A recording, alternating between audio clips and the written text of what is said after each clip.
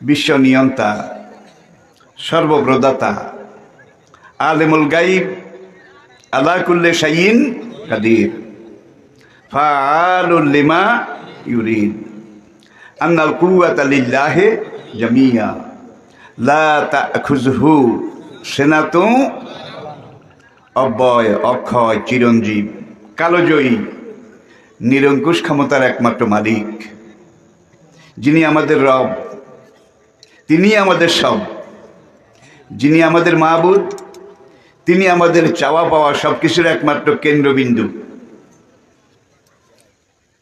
আসুন আমরা সবাই মিলে একবার সেই মহান রব্বুল আলামিনের দরবারে আলিশানে আল্লাহ পাকের শুকরিয়া আদায় করি, শুকরগুজারি করি।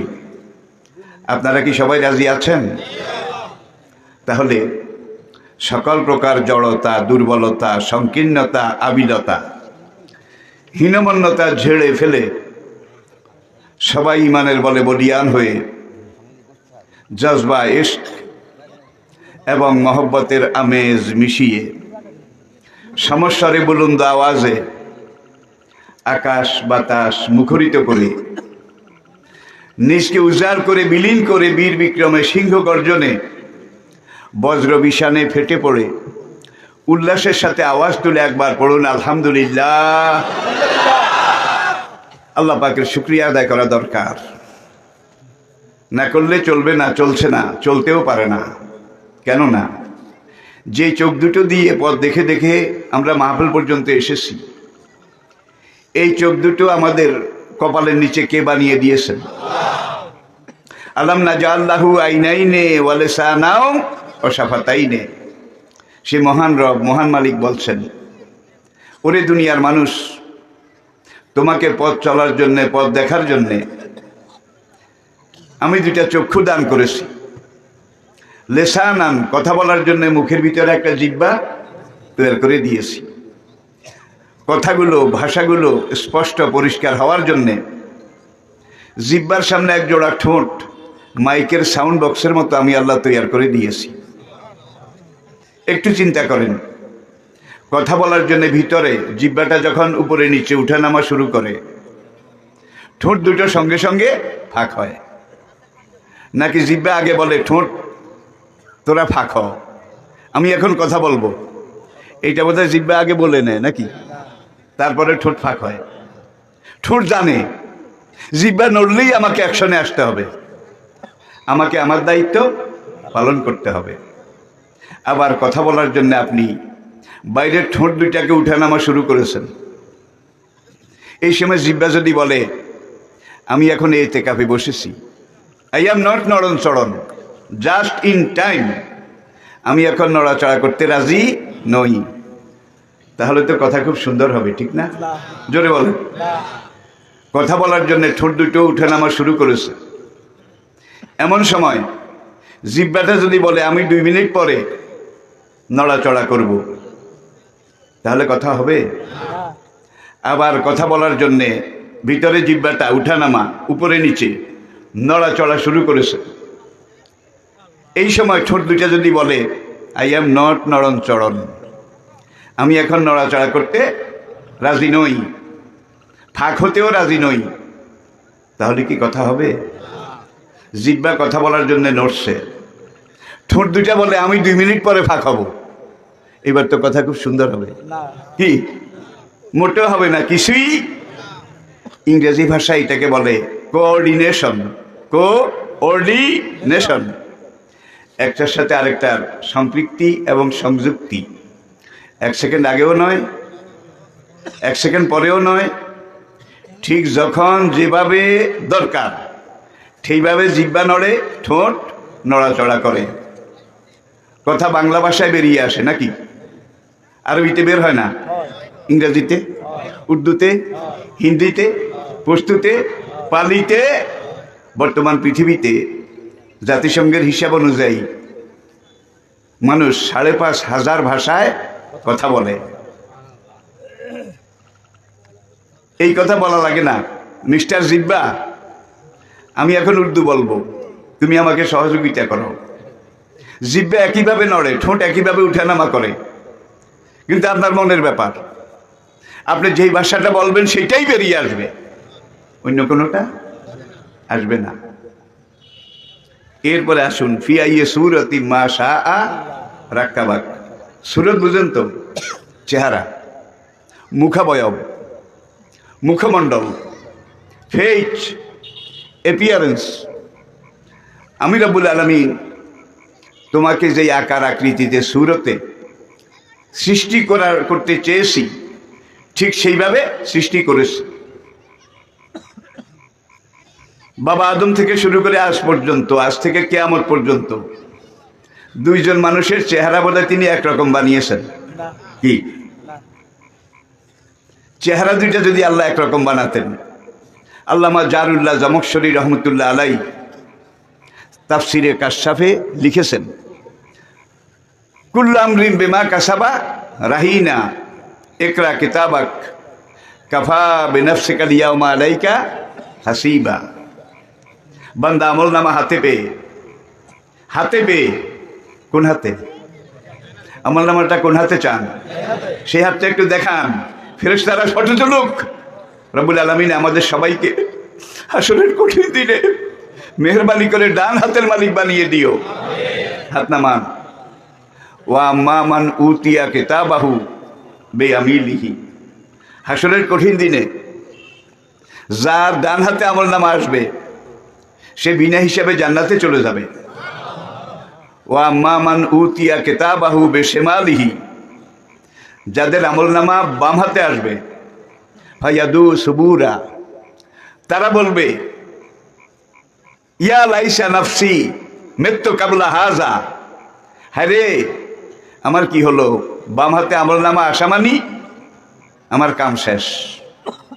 আবার আরেক দল মিটঘুটে কিম্বুত কিমাকার, গাড়ুয়া ছিলেন তো, গাড়ুয়া আসলে বাম হাতের মালিক, কাজ করেছে বাম হাতের। ফেরেশতারা এসে বলবে খুশ কিতাবাক, ওরে আল্লাহর বান্দা ধর তোর আমল নামা নে। সে ডাইন হাত বাড়াবে। ডাইন হাতের কিন্তু সে যোগ্য নয়, ডান হাতের আমল সে করেনি। ফেরেশতা বলবে এই হাত না, তুই বাম হাত বাড়া। সে আবারও ডাইন হাত বাড়াবে। থার্ড টাইম, তৃতীয়বার ফেরেশতা আবার বলবে ধর তোর আমল নামা নে। সে বাম হাত একবারও বাড়াবে না, এইবারও ডাইন হাত বাড়াবে। হালে পাগল তালে ঠিক। সে জানে বাম হাতে আমল নামা আসলে আমার 12:30 বেজে যাবে, ঠিক কিনা বলেন? এইবার আল্লাহর নির্দেশে এক ফেরেশতা এসে একটা লোহার বল্লম, অনেক মোটা, এটাকে জাহান্নামের আগুনে পুড়ে টকটকে দগদগে লাল করে গ্যাসর করে তার এখান দিয়ে মেরে দেবে, বুকের এখান দিয়ে। কলিজা গুড্ডা, হাড় বাল এগুলো সব পুড়ে ভেদ করে ওই বল্লমটা পিছন দিয়ে বের হয়ে যাবে। তাইলে এই পিঠ ছিদ্র, আগুনে পোড়া ছিদ্র, এটা কনফার্ম হয়ে যাবে। এইবার আরেক ফেরেশতা বলবে খুশ কিতাবাক, বান্দা নে তোর আমল নামা। এইবারও সে ডাইন হাত বাড়াবে। তখন ফেরেশতা গোসা হয়ে তার বাম হাতটাকে টেনে বুকের এখান দিয়ে ঢুকিয়ে টেনে পিঠের ওখান দিয়ে বের করবে। আমি কি বুঝাতে পেরেছি? এখান দিয়ে ঢুকাবে, ওই ছিদ্র যেটা করেছে, ঢুকিয়ে টেনে পেছন দিয়ে বের করবে বাম হাত। বাম হাত একবারও দেশ না, এইভাবে ঢুকাইলাম, এইভাবে বাম হাত বের করলাম। ওয়া আম্মা মান উতিয়া কিতাবাহু ওরাআ যাহরিহি। আল্লাহু আকবার। কোরআন কি ডাইরেক্ট কথা বলছে রে বাবা। যাদের আমল নামা পিছনে পিঠের দিক থেকে দেওয়া হবে, হায়াদু সুবুরা, সে বলবে ইয়া লাইতা নাফসি মিত্তু কাবলা হাজা অকুন্তু নাসিয়াম মানসিয়া। সেদিন কি আফসোস করে কোনো লাভ হবে? যাক, আমল নামা যখন হাতে আসবে আল্লাহ বলবেন ইকরা কিতাবাক। না বান্দা, তোমার আমল নামা তুমি পড়ে দেখো। 60 বছর 70 বছরের জীবনে তুমি কি করেছো না করেছো অন দ্য রেকর্ড, এখানে সব কিছু লেখা আছে। কাফা বিনফসিকা আল-ইয়াওমা আলাইকা হাসিবা। আমি কিন্তু প্রত্যেকটা কথা কোরআনে আয়াত বলতেছি। আজকে তুমি এই দুনিয়ার 60 বছরের লিখিত রেকর্ড, আমল নামা, এইটা দেখে নিজের বিচার নিজে করো। বান্দা আমল নামার দিকে তাকাবে, তাকিয়ে দেখবে সবুজ দাগ মোটেও নাই, কচিত দুই একটা থাকলেও থাকতে পারে, কিন্তু বাম দিকে সব লাল দাগ, লাল দাগ, লাল দাগ, লাল দাগ। আমি কি বুঝাতে পেরেছি? Red spot. বাঁচার কোনো আশাও নেই, উপায়ও নেই। হাসরের মাঠে ঘাউড়ামি শুরু করবে। ঘাউড়ামি বুঝেন? তেড়ামি। রব্বুল আলামিন এত লাল দাগের কাজ, এত গুনার কাজ আমি করি নাই। চুরি তো চুরি, আরো সাগর চুরি। দুই কাঁধে দুই ফেরেশতা কেরামান কাতিবিন, সে আমার সাথে শত্রুতা করে, দুশ্মনী করে আরেকজনের লাল দাগের কাজ, গুনার কাজ, আকাম কুকাম আমার খাতায় লিখছে। দেখছেন কারবার? মেহরবানি করে আমার 60 বছরের জীবনের আমল নামার খাতাটা আবার একটু রিএক্সামিন করো, রিএক্সামিন, আবার পরীক্ষা করো। এগুলো আমার না। তখন আল্লাহ বলবেন, কুল্লু আমরিন বিমা কাসাবা রাহিনা। ওরে বান্দা, তোর আমল নামার 2টা পৃষ্ঠা আছে, একটা ডান দিকের পৃষ্ঠা আর একটা বাম দিকের পৃষ্ঠা। আর তোকে আমি এমনভাবে বলে দিয়েছিলাম, আমি আল্লাহর নির্দেশ মতো, হুকুম মতো, আমার পাঠানো কেতাব মতো, শরীয়ত মতো তুই যদি একটা ভালো কাজের নিয়ত করতিস, তখন আমি ফেরেশতাকে বলে রেখেছি, ভালো কাজের নিয়ত করেছে বান্দা, এখনো কাজটা করে নাই, তার ডান দিকের খাতায় নূরের একটা ফোঁটা দিয়ে দাও। আল্লাহ নূরের, খোদাই নূরের একটা ফোঁটা দিয়ে দাও। আর যখন ওই নেক কাজটা আমার নেককার বান্দা করবে, সঙ্গে সঙ্গে তার ডান দিকে 10টা নূরের ফোঁটা আর বাম দিক থেকে 10টা গুনাহ মুছে ফেলা হবে। তাহলে এবার 20টা হয়ে যাবে।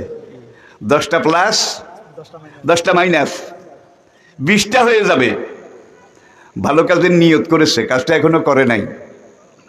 আল্লাহ ফেরেশতাকে বলে 1 নম্বর লিখে ফেল, 1 নম্বর দিয়ে ডান দিকে। ফেরেশতা বলবে, রব্বুল আলামিন এখন তো কাজটা করেনি, মাত্র নিয়ত করেছে। তখন আল্লাহ পাক বলবেন যে আমি আল্লাহ আমার বান্দাকে, আমার নবীকে, আমার পাঠানো কোরআনে বলে রেখেছি, নেক কাজের নিয়ত করলেই সব লেখা শুরু হয়ে যায়।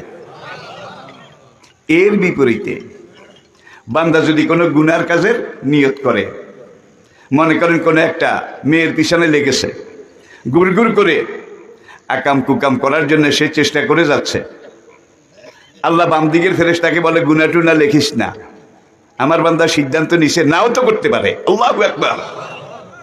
নেক কাজের নিয়ত করলেই সব লেখা শুরু, আর গুনার কাজের নিয়ত করলে আল্লাহ কয় লেখিস না, নাও তো করতে পারে। আর যখন ওই গুনার কাজটা করে, তখন আল্লাহ বলে বাম দিকে একটা গুনাহ লেখ, একটা গুনাহ লেখ। তাইলে দেখা গেল বেহেশতে যাওয়া সবচাইতে সহজ, জাহান্নামে যাওয়া সবচাইতে কঠিন। ওয়ালাকাদ কাররামনা বানি আদম, লাকাদ খালাকনাল ইনসানা ফি আহসানে তাকবীম। আমি আমার এই অনন্ত সৃষ্টি জগতের মধ্যে বনি আদম, বনি আদম, আদম সন্তান, তাদেরকে সবার উপরে শ্রেষ্ঠত্ব দান করেছি। আমার পুরা মাখলুক, এমনকি ফেরেশতার চাইতেও আমি আল্লাহ ইনসানকে বেশি সম্মান দিয়েছি। এরপরে আসুন, এটার সাথে আমরা আরেকটা জিনিস বুঝার চেষ্টা করি। যখন বলবেন যে আল্লাহ এই আমলনামা আমার না, তোমার কেরামান কাতিবিন 2 ফেরেশতা আমার সাথে দুশ্মনী করে আরেকজনের আকাম কুকাম আমার খাতায় লিখছে, এটা কি সম্ভব? যেই 2জন এখন আপনার কাঁধে আছে, মাগরিবের আজান শেষ হয়েছে, এই 2জন কাঁধে এসে বসেছে, ফজরের আজান শুরু হবে, সারা রাতেরটা লেখে ফজরের আজান শুরু হবে, এই 2জন খাতাটা রেখে চলে যাবে, অন্য 2জন আসবে, সে দিনের 12 ঘন্টা লিখবে। মাগরিবের আজান শুরু হবে, এই 2জন চলে যাবে, অন্য 2জন আসবে, সারা রাত লিখবে। ফজরের আজান শুরু হবে, এই 2জন চলে যাবে। যেই 2 ফেরেশতা কিরামান কাতিবিনা ইয়ালামুনা মা তাফআলুন, যেই 2জন এখন আপনার ডায়েরি লিখতেছে, সেই 2জন প্রথম মানুষ বাবা আদম, আদম থেকে শুরু করে কিয়ামত পর্যন্ত, এর আগেও কোনোদিন কোনো মানুষের কাঁধে যায় নাই, কিয়ামত পর্যন্ত যাওয়ার সুযোগও পাবে না। যারা আসবে সবাই নতুন, সবাই নতুন, সবাই নতুন। সংখ্যা কত? কোরআনে আরেক আয়াতে আল্লাহ পাক বলছেন, আমি আল্লাহর সেনাবাহিনীর সংখ্যা কত এটা আমি আল্লাহ ছাড়া কেউ জানে না। তাহলে আমলনামা তৈরি হচ্ছে কি না? বান্দা আমলনামা খুলবে, খুলে দেখবে কোন দিন রাস্তার কোন পাশ দিয়ে হেঁটেছে এইটাও লেখা আছে, হাঁটার সময় ডান দিকে কয়বার তাকিয়েছে এইটাও লেখা আছে, বাম দিকে কয়বার তাকিয়েছে, কোন নিয়তে তাকিয়েছে এইটাও লেখা আছে, হাঁটার সময় কয়বার চোখের পলক উঠানামা করেছে এইটাও লেখা আছে, হাঁটার সময় কয়বার ঢোক গিলেছে, ঢোক গিলা বুঝেন কি, এইটাও লেখা আছে। তাহলে বাদ গেছে কি বলেন?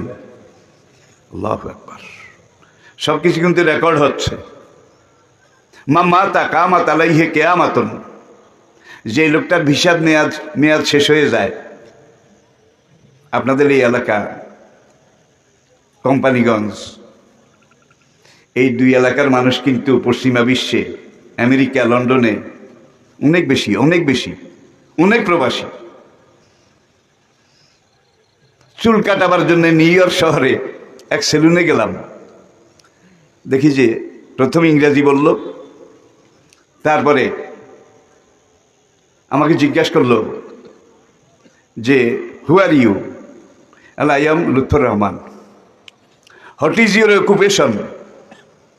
তোমার পেশা কি? আমি বললাম I am a tourist, also I am a religious teacher, I have come in Muna International Conference, আমেরিকার সবচেয়ে বড় মুসলিম সংগঠন MUNA, MUNA, Muslim Ummah of North America, তাদের মেহমান হিসেবে তাদের সেমিনারে বক্তব্য রাখার জন্যে আমাকে দাওয়াত করেছে। আমি সেখানে এসেছি, অনেকদিন সময় পাইনি, চুলগুলো একটু বড় হয়ে গেছে। এতে হুজুর আপনার বাড়িকো নাই, কিসের ইংরেজি আর কিসের কি, হুজুর আপনার বাড়িকো নাই। আমি বললাম আমার বাড়ি তো লক্ষ্মীপুর জেলায়, রামগঞ্জ উপজেলায়। আপনার বাড়ি কোথায়? আমার বাড়ি চাপরাশিরহাট। আমার বাড়ি? আমি বললাম চাপরাশিরহাটের কোন পাশে? আমার তো সব চেনা। কে? এই চাপরাশিরহাটের পশ্চিম কিনার দিয়ে, এখানে আমার বাড়ি। তো এই জন্য বলছি, এই দেশের মানুষ, এই এলাকার মানুষ, তারা অন্যান্য এলাকার চাইতে একটু সজাগ বেশি, একটু হুঁশিয়ার বেশি। তাদের হিসাব, তাদের কর্মকাণ্ড অন্য এলাকার মানুষের চাইতে অনেকটা আলাদা। প্রিয় দিনী ভাইয়েরা, আমি এই কথাটা আপনাদেরকে বলছি। দুনিয়ার সব কিছু লুকানো যায়, গোপন করা যায়, কিন্তু আপনার আমল আপনি কি আপনার মালিকের দৃষ্টি থেকে লুকাতে পারবেন? পারবেন না। এমনভাবে তিনি সেট আপ করে রেখেছেন, আপনার আমাদের প্রত্যেকটা কথা রেকর্ড হচ্ছে, কাজ রেকর্ড হচ্ছে, আমল রেকর্ড হচ্ছে, নেকি বদি রেকর্ড হচ্ছে। যখন বান্দা বলবে রব্বুল আলামিন এত লাল দাগের কাজ, এত গুনার কাজ আমি আসলে করি নাই, করলে আমার মনে থাকতো। কেরামান কাতিবিন, তোমার দুই ফেরেশতা আমার সাথে দুশ্মনী করে আরেকজনের গুনার কাজ, 2 নম্বর কাজ আমার খাতায় লিখছে। আল্লাহ তখন বলবেন কুল্লু আমরিন বিমা কাসাবা রাহিনা। কয় দুই দিকে ইন্টারন্যাশনাল পাসপোর্ট দেখছেন তো? ইন্টারন্যাশনাল পাসপোর্টের মতো ডান দিকে নেকিগুলা লেখা আছে, বাম দিকে গুনাহগুলা লেখা আছে, মাঝখানে পাসপোর্টের মতো আপনার মুখের একটা ছবি আছে। আর ভাই আজকাল ক্যামেরা, আগে আন্তর্জাতিক বিদেশের, দেশে বিদেশে যে কোনো বিমানবন্দরে নামলে দস্তখত একটা নিতে, শুধু দস্তখত। যখন দেখা গেল বাঙালি শেয়ানা না 6.5 আনা, সৌদি আরবে গিয়ে একজনের পাসপোর্ট ফেলে দিয়েছে বা কম দামে কিনে নিয়েছে। জেদ্দাতে আবার ভিন্ন ইনস্টিটিউট আছে, সেগুলো বাংলাদেশিরা চালায়। তাদের কাজ হইল কল্লাটাকে কেটে ফেলে আরেকজনের কল্লা এখানে লাগায় পাসপোর্টের ছবিতে। সেখানে এটাকে বলা হয় কল্লা কাটা পাসপোর্ট, কল্লা কাটা পাসপোর্ট। এটা যখন শুরু হলো তখন আন্তর্জাতিকভাবে সারা দুনিয়ার ইমিগ্রেশন, এক দেশ থেকে আরেক দেশে যাওয়ার আগমন বহির্গমন, এখানে এখন ভাই শুধু বুড়া আঙ্গুলের টিপ নেয় না, বুড়া আঙ্গুলেরও নেয়, এই 4 আঙ্গুলেরও টিপও নেয় না। আচ্ছা, এই আঙ্গুলের টিপ এটা কি আসবে যাবে? আদম থেকে আজ পর্যন্ত, আজ থেকে কিয়ামত পর্যন্ত 2 জন মানুষের আঙ্গুলের টিপ একজনের সাথে আরেকজনের মিলবে না। ইস ভাই, কত বড় শিল্পী, কত বড় কারিগর, কত বড় ইঞ্জিনিয়ার। ফিআইয়ে সুরাতি মা শাআ রাক্কাবাক। তারকিব, একটা অঙ্গের সাথে আরেকটা অঙ্গ, একটা অংশের সাথে আরেকটা অংশ জোড়া দেওয়া। আপনার আঙ্গুলের মধ্যে 3টা কবজা লাগাইছে, 3টা কবজা। কবজা চিনেন? কবজা থাকলে তো এটারে লাড়াচাড়া করা যায়। রাক্কাবা ইউরাক্কাবু তারকিবান মুরাক্কাবুন। আল্লাহু আকবার। হাতের তালু এইটার গোড়ায় আরেকটা কবজা লাগাইছে, হাতের মাঝখানে আরেকটা কবজা লাগাইছে, হাতের শেষ ভাগে আরেকটা কবজা। আল্লাহু আকবার। লাইন শাকারতুম লাযীদান্নাকুম ওয়া লাইন কাফারতুম ইন্না আযাবি লাশাদীদ। চেহারা দুইটা যদি একরকম আল্লাহ বানাইতেন, বাইরে ভাই দুনিয়াতে যে কত এলাকার একটা মেয়ে, একজন তরুণী, আবেদা, জাকেরা, সলেহা, কানেতা, উচ্চ বংশের শিক্ষিতা, মেয়েটার বিয়ের বয়স হয়েছে, অভিভাবকরা দেখে শুনে যাচাই বাছাই করে বিয়ে দিছে। পাশের গ্রামের এক লুচ্চার গলার আওয়াজ ওই মহিলার স্বামীর গলার আওয়াজের মতো। বিপদ বোধহয় কমতো, বলেন না? এখন পাশের গ্রামের এই লুচ্চা মহিলার স্বামীতে বিয়ে করে টেরে কয়েকদিন পরে মধ্যপ্রাচ্যে চলে গেছে, অথবা ঢাকা চট্টগ্রামে ব্যবসা করে, সে কর্মক্ষেত্রে চলে গেছে। ওই লুচ্চা খারাপ নিয়ত নিয়ে রাত 2টার সময় এসে মহিলার ঘরের দরজার কলিং বেল টিপছে বা দুয়ারের কড়া নাড়ছে। মহিলার ঘুম ভেঙে গেল। ঘুম ঘুম চোখে আধো আধো বাধো বাধো কণ্ঠে মহিলা বলে, কে গা তুমি, কে গা তুমি? রাত 2টায় আমার দুয়ারের কড়া নাড়ছ, কলিং বেল টিপছ। ওই বদমাশ লুচ্চায় মুখের বাঁকা করে কায়দা করে, আমি তোমার স্বামী, দুয়ারটা খুলে দাও। মুখের যত বাঁকা করুক, যত কায়দা করুক, স্বামীর আওয়াজ বোধহয় দিতে পারবে। আর এই লুচ্চার গলার আওয়াজ যদি স্বামীর আওয়াজের মতো হইতো, আমার হুজুরে কয় ভয়াবহ হইতো। শুধু ভয়াবহ না, শিয়াল কুত্তারে তো এখনই ভেল করে, তখন যে কিসের ভেল করতো এটা আল্লাহ ছাড়া কেউ বলতে পারবে না। ভাই, একটা পুরুষ কুত্তা আরেকটা কুত্তার সাথে খারাপ কাম করছে, আপনারা জীবনে বোধহয় দেখছেন। একটা পাঠা ছাগল আরেকটা পাঠার সাথে যৌন কর্ম করেছে, আপনারা বোধহয় কেউ দেখেছেন। একটা দামড়া গরু আরেকটা দামড়া গরুর সাথে এমন আচরণ করেছে, আপনারা বোধহয় দেখছেন। শিয়াল কুত্তা যা করে না, হায়ান জানোয়ার যা করে না, মানুষ যখন আদর্শ হারিয়ে ফেলে, কোরআন থেকে দূরে সরে যায়, নীতি নৈতিকতা আল্লাহর আইন থেকে, হুদুদুল্লাহ থেকে যখন নিজকে দূরে সরাই ফেলে, তখন শিয়াল কুত্তায় যে জঘন্য কাজ করে না, দামড়া গরু পাঠা ছাগলে যা করে না, আশরাফুল মাখলুকাত মানুষ তা করে। আপনাদের বাচ্চাদের মাদ্রাসায় দিয়েছেন, স্কুলে কলেজে ভার্সিটিতে দিয়েছেন, অবস্থাটা কি কর? সমকামিতা।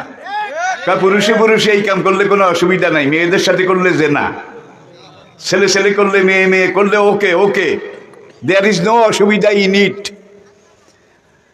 এটা নিয়ে আজকে দেশে তোড়পাড় চলছে।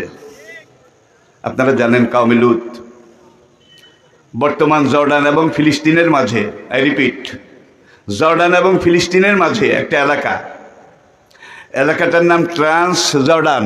ট্রান্স জর্ডান, আগে নাম ছিল সাদ্দুম। সাদ্দুম, সেখানের লোকেরা এই কাম করতো। কোন কাম? পুরুষে পুরুষে আকাম কুকাম, হোমোসেক্স।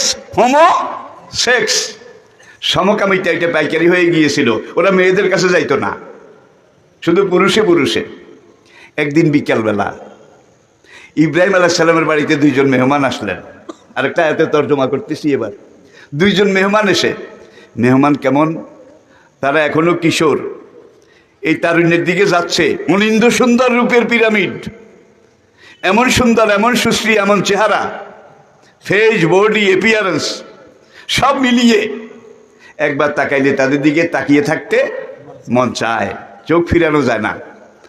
এসে ইব্রাহিম আলাইসাল্লামকে সালাম দিল, দুইজন তরুণ যুবক। কালা সালামা, ইব্রাহিম আলাইসাল্লাম সালামের জবাব দিলেন। ইব্রাহিম আলাইসাল্লাম খুব মেহমান নওয়াজ ছিলেন, মেহমান ছাড়া খেতেন না। সন্ধ্যার আগে আগে অপরিচিত দুই বিদেশি মেহমান এসে যখন সালাম দিলে, ইব্রাহিম আলাইসাল্লাম একটা বাচ্চা গরু জবাই করে এইটাকে কাবাব করে সন্ধ্যার পরে মেহমান দুইজনকে নিয়ে খেতে বসলেন, নিজেও মেহমানের সাথে খেতে বসলেন। ইব্রাহিম আলাইহিসসালাম যুবক মেহমান দুইজনকে বললেন, ফালিয়াতাফাদ্দাল মাশকুরা, দয়া করে আপনারা খানা শুরু করেন। ইব্রাহিম হাতে নিশ্চয় খাবে। দুই মেহমানের এক মেহমান বলে, আমরা তো খাই না, আমরা তো খাই না। ফাআওজাসা ফি নাফসিহি খিফাতান, একজন মেহমান যখন বলল আমরা খাই না, ইব্রাহিমের মনে একটা ভয় ঢুকলো, তাইলে এরা মানুষ না, মানুষ হলে তো খাওয়া লাগে নাকি? যারা খায় তারা আবার হাগে।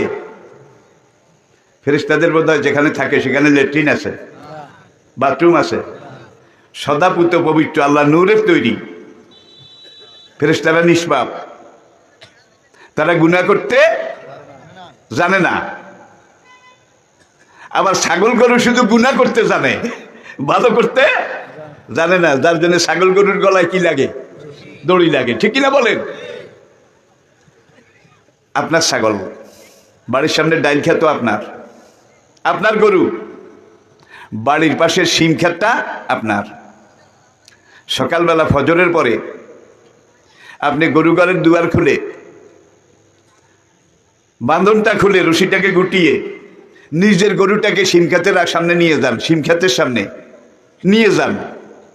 নিয়ে যাওয়ার পরে গরুটার কানের কাছে মুখ নিয়ে গরুটাকে ভালো করে একটু হেদায়েত করেন, ওয়াজ করেন, এই গরু শোন, এইটা আমার শিম ক্ষেত, এইটা আমার ডাইল ক্ষেত, আমি এখন তোর বাঁধন খুলে দেব, রশি খুলে দেব, তুই মাঠে সব ঘাস খাবি, ইল্লা হাজার ডাইল ক্ষেত, কি যেখান থেকে মন চায় সারা মাঠের ঘাস খাবি, কিন্তু এই ডাইল খেতে ভুল করেও কামড় দিবি না, ভুলেও। আমি ডালগুলো খাবো, তোকে খড়বুসিগুলা খাওয়াবো, আমি মালিক বাঁচলে তো তুই গরু বাঁচবি। এই ক্ষেতের ডাইল গাছ, শিম গাছ খাওয়া তোর জন্য মকরু তাহারিমি, কবিরা গুনাহ। এই গরু মনে থাকবে তো? গরু মাথা নাড়া দিছে। আপনি মনে করলেন গরু তো জন্মের তরে হেদায়েত হয়ে গেছে।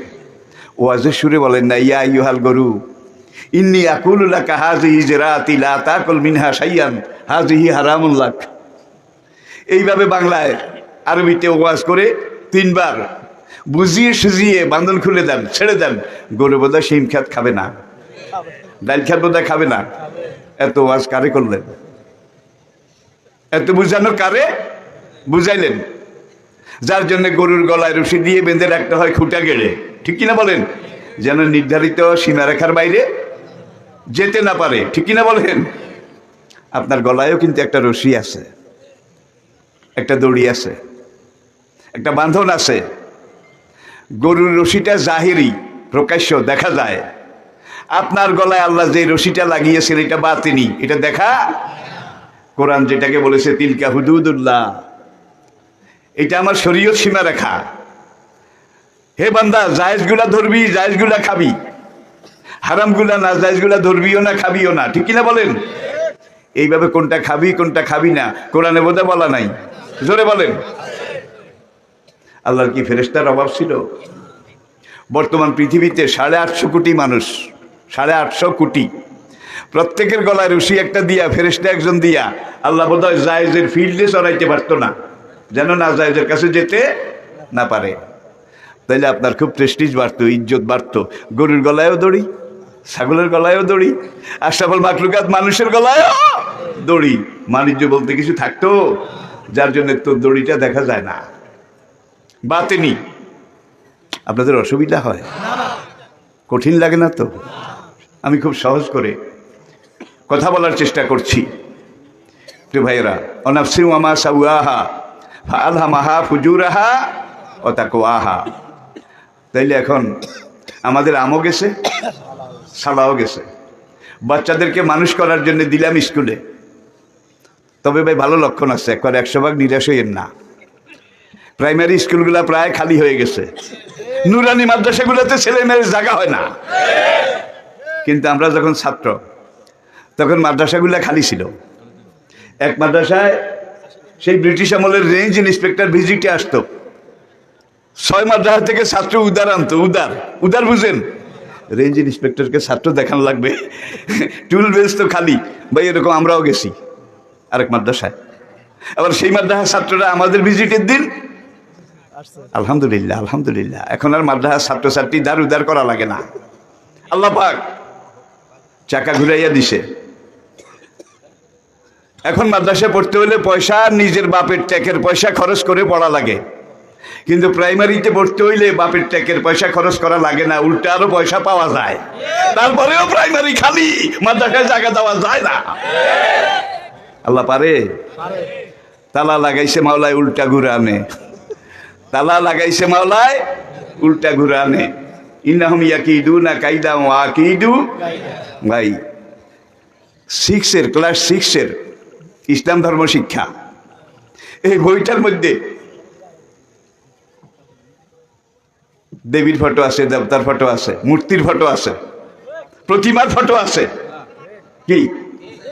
এরপর আসেন ক্লাস 7 সমাজবিজ্ঞান। এই বইটার মধ্যে হোমোসেক্স পুরুষে পুরুষে সমকামিতা, এটাকে উৎসাহ দেওয়া হয়েছে। সেখানে মেয়েদের মাসিক, সেখানে মেয়েদের বালেগ হওয়া, সেখানে মেয়েদের এই যত রকমের কিছু।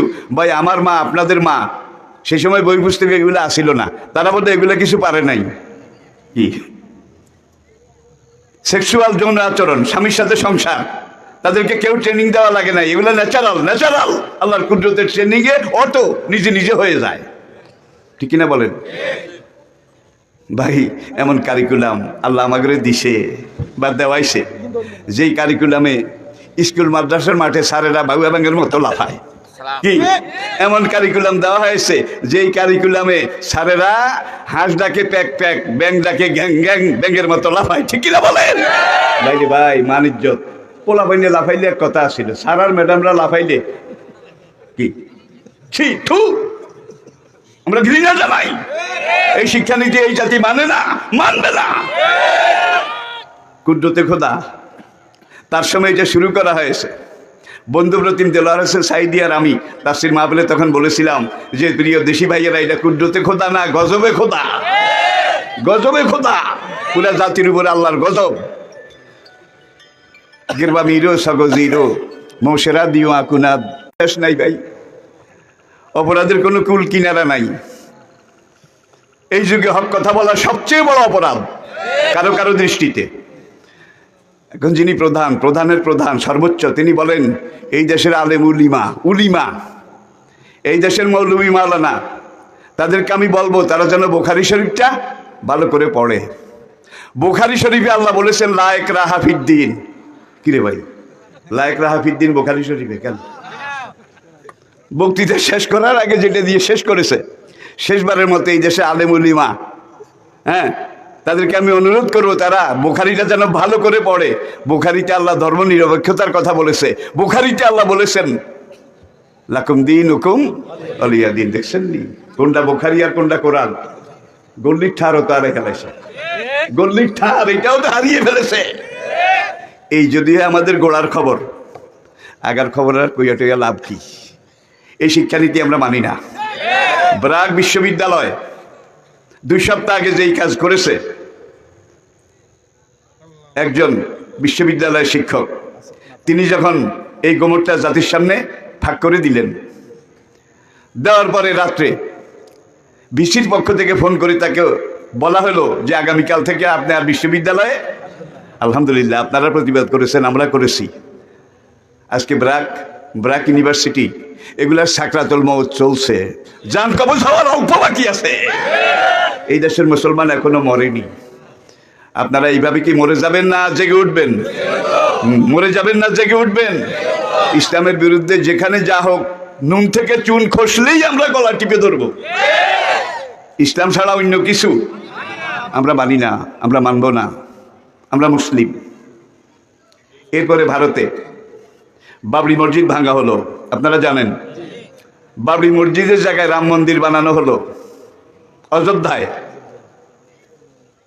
ভারতের সুপ্রিম কোর্টের একজন বিচারপতি বলেছিলেন তখন, যখন বাবরি মসজিদের বিরুদ্ধে মামলা হয়েছিল, সেই ভদ্রলোক বলেছিলেন যে অনারেবল স্যার, আপনি যদি দাবি করেন আজকে যেখানে আমার বাড়ি আছে, আমার ঘর আছে, আপনি যদি বলেন 500 বছর আগে এখানে আপনার বাড়ি ছিল, তাইলে কিন্তু আপনার মালিকানা সাব্যস্ত হয় না, এটা আইনে মেনে নেয় না। তারপরেও শাশুড়ি বউ রাজি থাকলে গোলার ধানও চাল হয়। মিয়া বিবি রাজি, কেয়া করে কাজী, ঠিক কিনা বলেন? বাবরি মসজিদের বিরুদ্ধে রায় হলো, বাবরি মসজিদ ভেঙে নিশ্চিহ্ন করা হলো, সেখানে মন্দির বানানো হলো। আবার হনুমানজিকে এনে মন্দির উদ্বোধন করা হলো। আজ থেকে 3 দিন আগে আরেকটা মসজিদ, সেখানে মূর্তি টুর্তি ঢুকাইয়া জবা কুসুমা শঙ্কা সমকাশ্যপি অগ্নাসং ও চামুণ্ডে জয় জয় সম্ভয় সম্ভয় সর্বসত্তা নমং সাহা, এই মন্ত্রতন্ত্র পড়তে পড়তে সেখানে মূর্তি ঢুকাইয়া জ্ঞান বাবি মসজিদ, সেখানে এখন মূর্তি পূজা চলছে। ভারতের বর্তমান ক্ষমতাসীন বিজেপি, তারা বলে ভারতবর্ষে কয়েক হাজার মসজিদের নিচে রাম মন্দির আছে, কয়েক হাজার মসজিদের নিচে। তাহলে বোঝা গেছে মসজিদ এগুলা ভাঙবে বাবরি মসজিদের মতো, ঠিক কিনা? তবে ৩য় বিশ্বযুদ্ধ কিন্তু একেবারে শুরু হয়ে গেছে। অনেক বিশেষজ্ঞের মতে দেখা যায় না, কিন্তু শুরু হয়ে গেছে। 3rd ওয়ার্ল্ড ওয়ার, 3য় বিশ্বযুদ্ধ, এটা যখন শুরু হবে, ইমাম মাহাদি আসবেন, দাজ্জাল আসবেন, এটা আপনারা জানেন। দাজ্জাল আর ইমাম মাহাদি, দাজ্জাল আর ঈসা আলাইহিস সালাম, ভয়ঙ্কর যুদ্ধ হবে। ইমাম মাহাদির হেডকোয়ার্টার হবে বর্তমান সিরিয়া, সিরিয়ার রাজধানী দামাস্ক, দামেস্কের পূর্ব দিকে একটা শহর হবে, সেই শহরটার নাম হবে গৌতা। গৌতা, গাইন ওয়াও তোয়া হে, গৌতা। এইটা হবে ইমাম মাহাদির JHQ জেনারেল হেড কোয়ার্টার। এখান থেকে পুরা দুনিয়া থেকে মুজাহিদ বাহিনী আসবে। আজকে বাংলাদেশে যারা সাইলে একামতে দিনের দায়িত্ব পালন করে, যারা ইসলামী আন্দোলন করে, একামতে দিনের আন্দোলন করে, ইনশাল্লাহ তারাও যাবে। আবার আমাদের কিছু ভাই আছে, নামাজ সব ঠিক মতো পড়ে, শেষ রাত তাহাজ্জুদ পড়ে, কোনো কিছুতে ঘাটতি নাই। যখন বলা হয় এখানে ভারতে মসজিদ, এটার ভিতরে মূর্তি ঢুকাইছে, মূর্তি পূজা হয়, আমরা এটার মধ্যে এটার বিরুদ্ধে মিছিল করব, আপনি তো এলাকার বড় হুজুর, আপনি একটু আসেন, আমরা ব্যানারটা ধরে আপনার ছবিটা আমাদের ছবির সাথে দেই, যে আমরা সবাই প্রতিবাদ করি। বড় হুজুর কয়, আমি এইসব ঝামেলার মধ্যে নাই। কি এমন বড় হুজুর বোধহয় কোনো এলাকায় নাই? আমি যদি আরো 2 রাকাত নফল নামাজ পড়তে পারি, তাহলে আমার কিছু কাম আগাইবে। তোর নফল নামাজের খাতা কি নাই? ভাইরা, নামাজ কোন সময় পড়বেন? ফায়জা কুদিয়াতিস সালাত, আজান হয়েছে, আজান শুনেই ফান্তাশিরু ফিল আরদ, এটা বলে নাই? ইজা নুদিয়া লিস সালাতি মিন ইয়াউমিল জুমাতে ফাসাউ ইলা যিকরিল্লাহ। কিনা বেচা, কাজ কাম, এগুলা মুলতবি করে মসজিদের দিকে যাও, জামাতে সালাত আদায় করো, ফরজ। মসজিদে গিয়ে যদি আপনি প্রথম কাতার এটা দখল করতে পারেন, হুদুদে হারামে একটা উট কোরবানি দেওয়ার সওয়াব পাবেন। কিন্তু মুসল্লিদের অবস্থা কি? এইমাত্র আজান হয়েছে, আজানের পরে ইমাম সাহেব ওয়াজ করবে, ওয়াজের পরে আবার খুতবা পড়বে। আরে অনেক সময় এই যাচ্ছি, যাবো আর কি হবে আর কি, এইটা বলতে বলতে কারো জায়গা নাই। ফরজের আগে যে গুড় করে এসে মসজিদে ঢুকে, ফরজের সালাম যখন ফিরায় সব আবার গুড় করে বাইর হয়। সুন্নত আগেও পড়ে নাই? কালা রাসূলুল্লাহ সাল্লাল্লাহু আলাইহি ওয়াসাল্লামা, আজানের পরে মসজিদে এসে যারা ফরজ পড়ে বের হয়ে গেল, মান রাগিবা আন সুন্নতি, আমার সুন্নত পড়লো না, এটারে বাদ দিল, ফালাইসা মিন্নি, সে আমার উম্মত নয়। তাই আপনারা রইলটা কি? সুন্নত আল্লাহ নবীর খুন রাঙ্গা, দাঁত ভাঙ্গা। সুন্নত আল্লাহর নবীর রক্তে রাঙ্গা। সুন্নত আল্লাহ নবীর মাথার খুনি ভাঙ্গা। এই দিনের জন্যে নবী কত রক্ত দিয়েছেন। সুন্নতে রাসূল means to know the real পথ of Islamic way of life. as a religious teacher, as a founder, as a ruler, as a leader, as a commander, as a lawgiver, as a lawmaker, Muhammad. সামনে encyclopedia নবম সংস্করণ, তারা ব্র্যাকেটে লিখেছে, মোহাম্মদ লেখার পরে সামনে ব্র্যাকেটে লিখেছে পিস বি আপন হিম, পিস বি আপন হিম, অর্থাৎ তার উপরে শান্তি বর্ষিত হোক, সাল্লাল্লাহু আলাইহি ওয়াসাল্লাম। এটা লেখার পরে বাক্য শেষ করেছে, is the Superman of the world. ধর্মীয় নেতা হিসাবে, as a religious teacher, as a founder, একজন আদর্শ জাতি প্রতিষ্ঠা স্থপতি হিসাবে, অ্যাজ এ টিচার, শিক্ষক হিসাবে, অ্যাজ এ রুলার, একজন শাসক হিসাবে, একজন law giver, as a law maker, একজন আইনদাতা হিসাবে, একজন আইন প্রণেতা হিসাবে জীবনের যত দিক থেকে মোহাম্মদ সাল্লাল্লাহু আলাইহি সাল্লামকে আমরা মূল্যায়ন করেছি, রিসার্চ করেছি, আমরা দেখতে পাচ্ছি Mohammad is the Superman of the world. মরে গেছে। আর এগুলো আমার করে নেতা মানে না, স্লোগান দা আমার নেতা তোমার নেতা বিশ্বনবী, ওলাকিন নাবিয়ুকুম হাইয়ুন, তোমাদের নবী আমি মুহাম্মদ সাল্লাল্লাহু আলাইহি সাল্লাম কিয়ামত পর্যন্ত মদিনার রওজায় জীবিত অবস্থায় থাকবো। আল্লাহর ফেরেশতারা বেহেশতের নিয়ামতে নিয়ে আমাকে খাওয়াবে, ওয়ানা আকুলু, আর আমি শুধু বলবো রব্বে হাবলি উম্মতি, রব্বে হাবলি উম্মতি, মানলে উম্মতি ইয়া রব। মদিনার রওজায় পাকে শুয়ে শুয়ে নবীজি উম্মতি উম্মতি বলে কাঁদতেছেন। নবীজির খুন রাঙ্গা, দাঁত ভাঙ্গা, রক্তে রাঙ্গা, মাথার খুলি ভাঙ্গা কোরআনকে নিয়ে আজকে দেল্লাগি করা হচ্ছে, মস্করা করা হচ্ছে।